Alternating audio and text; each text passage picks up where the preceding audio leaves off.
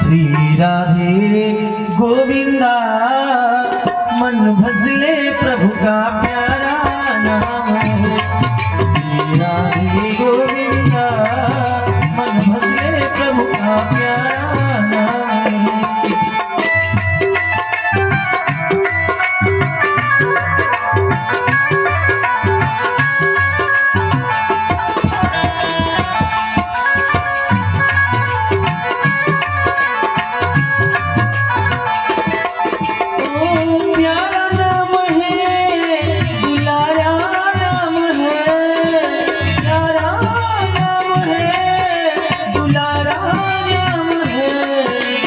राधे गोविंदा श्री राधे गोविंदा मन भजले प्रभु का प्यारा नाम है। श्री राधे गोविंदा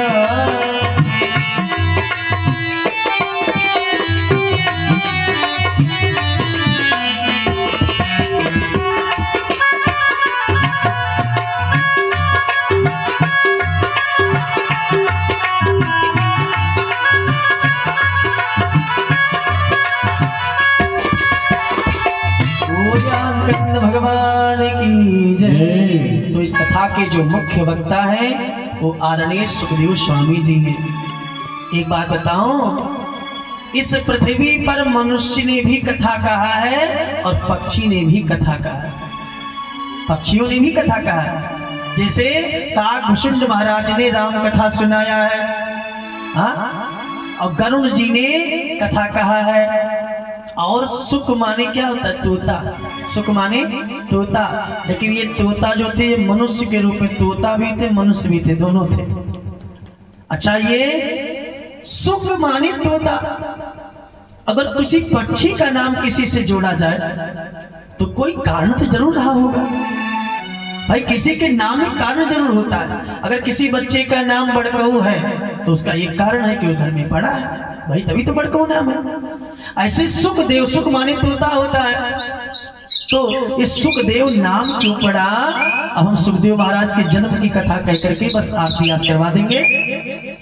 तो एक समय माता पार्वती जी कैलाश पर्वत पर अपनी कुटिया में बैठी थी और नारद जी के मन में आया कि मैंने पार्वती का विवाह करवाया, तो चल के आज पूछ लो कि उन्हें सुख है कि दुख है। आप सबकी भी शादी कोई ना कोई तो करवाया होगा, कोई अगुआ तो जरूर रहा होगा शादी का। अच्छा, ये बताइए, कभी आपके घर वो पूछने आए कि आप सुखी हो कि दुखी हो?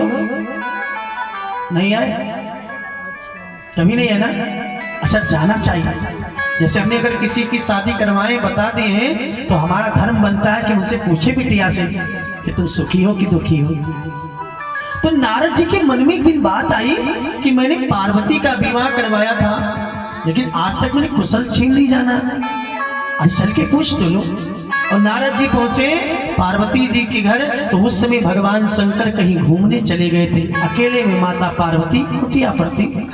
पार्वती जी ने देव ऋषि नारद जी को प्रणाम किया और नारद जी ने पार्वती को प्रणाम किया, क्योंकि वो आदि शक्ति है और ये छोटी मोटी हस्ती नहीं है, भगवान विष्णु के अंशावतार है नारद जी। नारद जी ने कहा, देवी ये बताओ कि मैंने आपका विवाह भगवान शिव जी के साथ में करवाया, आप सुखी हो कि दुखी हो? पार्वती जी ने कहा, महाराज बस आपकी कृपा है, सब सुख ही सुख है, कोई दुख नहीं है।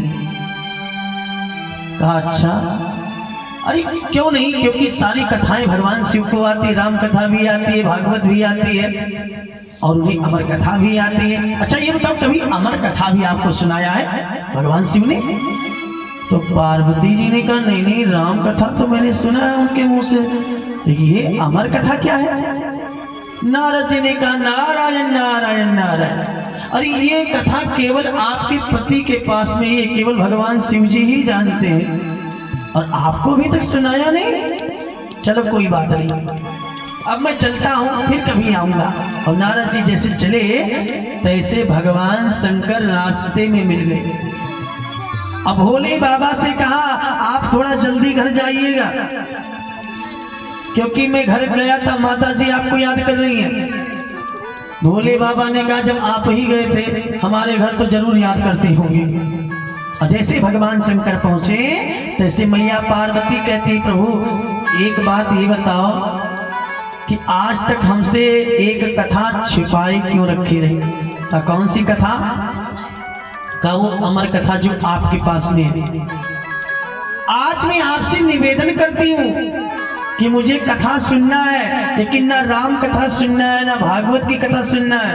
कौन सी कथा सुनना है? अमर कथा। अरे बोली गिरिजा ए प्राणनाथ मेरी एक विनय सुनिए, बोली गिरिजा है।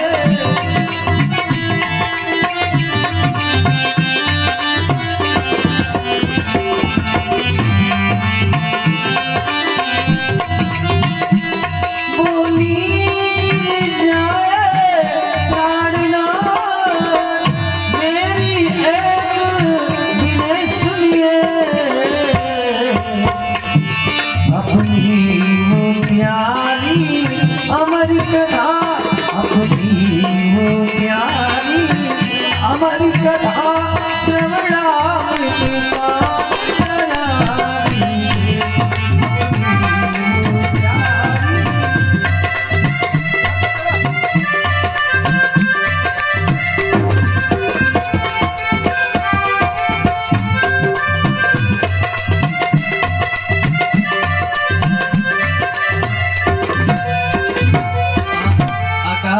कथा मुझे सुना दीजिए जो आपके पास अमर कथा है। भोले बाबा ने कहा वो कथा नहीं वो कहानी है।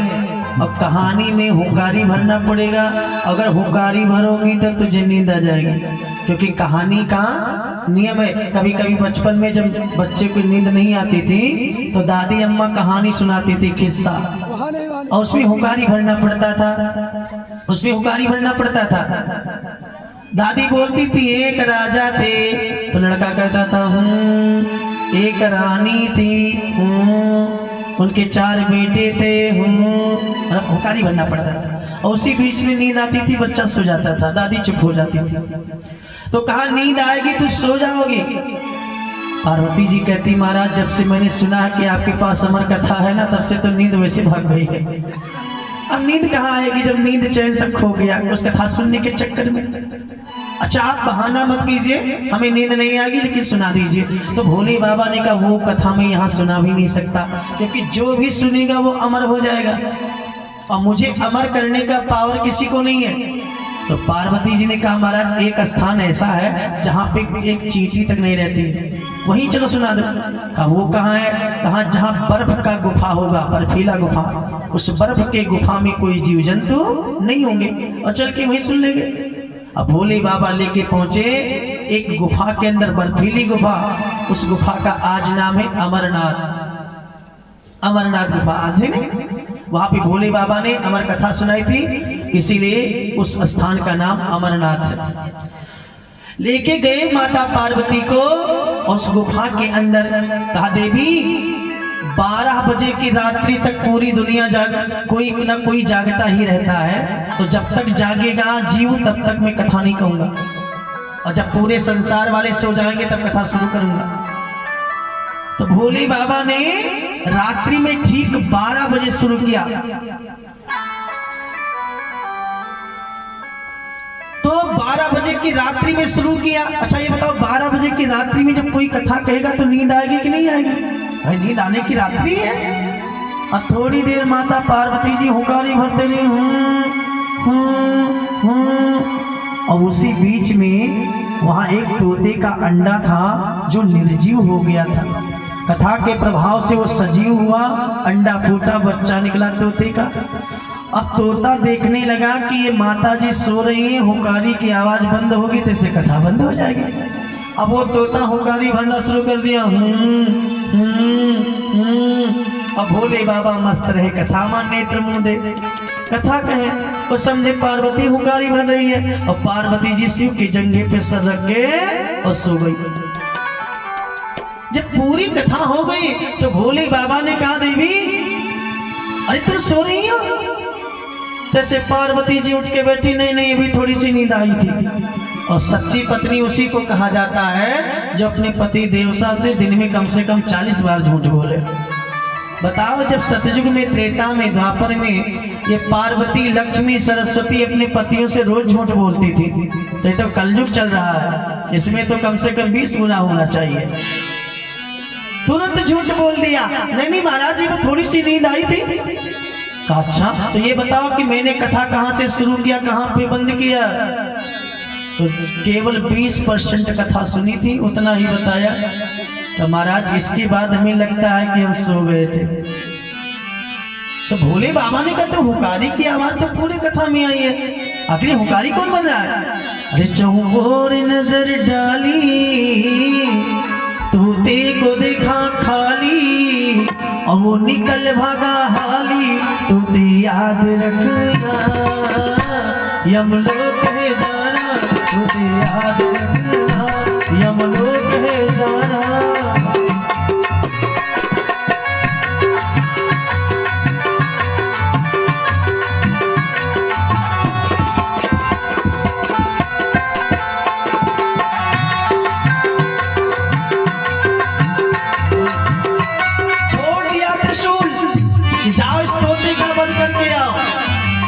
और आगे आगे तोता भागने लगा, और पीछे पीछे भगवान शंकर का त्रिशूल चल पड़ा कि आगे आगे तोता भागा, पीछे त्रिशूल शंभू का जाता, आगे आगे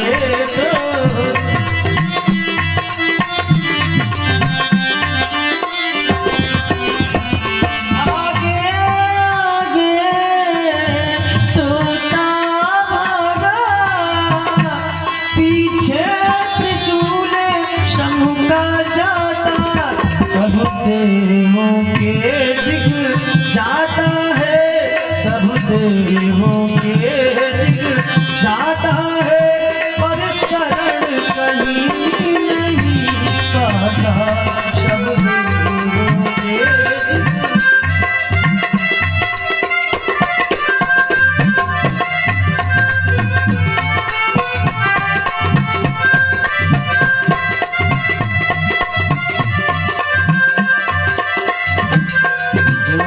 भगवान की। जितने देवताओं के पास गया सब देवताओं ने भगा दिया, और अंत में देवर्षि नारद से मिले, और नारद जी ने कहा कि अगर तू शरण चाहता है तो सीधा जाकर के व्यास जी के आश्रम पे चले जाओ।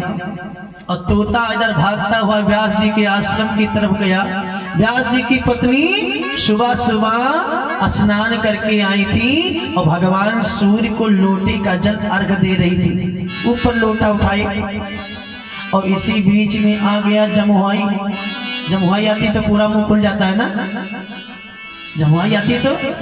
और जमुहाई को दरिद्र बताया गया,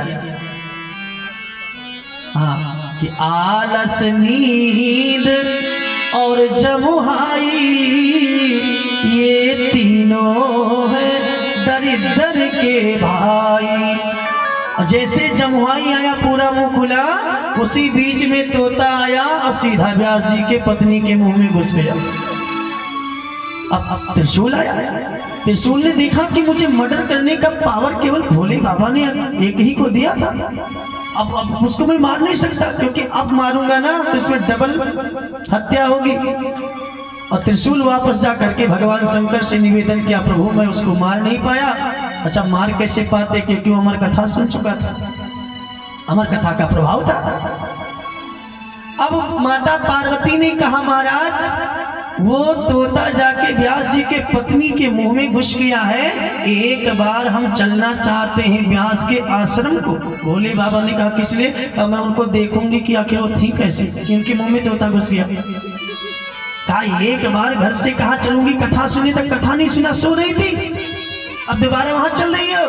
पार्वती जी ने कहा महाराज सुनो, अरे भोली गौरी शिव से दोनों कर जो निवेदन कर रही है, 3